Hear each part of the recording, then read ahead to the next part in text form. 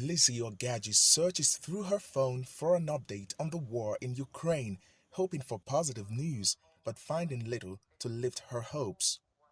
Her brother's trapped in Kherson, a Ukrainian city occupied by invading Russian forces.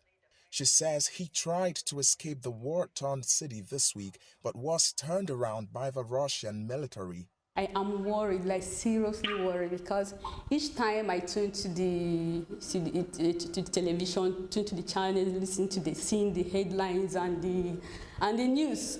In short, my heart aches. Kherson fell to Russian forces in early March, days after the invasion started, trapping hundreds of international students like Ogaji's brother in the city. For weeks, they have been living in extremely cold bomb shelters with limited access to food, medicines, and the internet.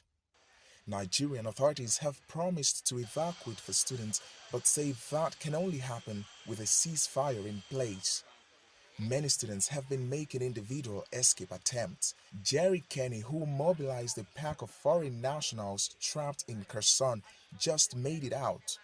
We ran out of food, water, and I was out of cash. Some other students escaping Kherson have received aid from non-profit groups trying to evacuate foreign nationals from the city. Danielle Onyekwere from US-based Diaspora Relief says the evacuations are risky and expensive. Right now, we're not going off of any safe corridor. There is no humanitarian corridor as of this time. What we're going off with is just routes that we know locals have taken that they made it. So it's still a risk on its own, but it's just like, why not try then, still stay stranded there while we're waiting on negotiations, especially if things are getting worse. For now, Ogaji's brother remains stuck in Ukraine, but she says her daily communication with him gives her family hope. He never gave or he never shown any negative feelings of the situation in Ukraine.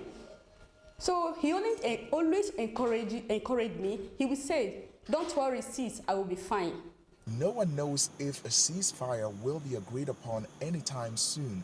For now, an escape attempt might be his only chance to leave Kherson. Timothy Obiezu for VOA News, Abuja, Nigeria.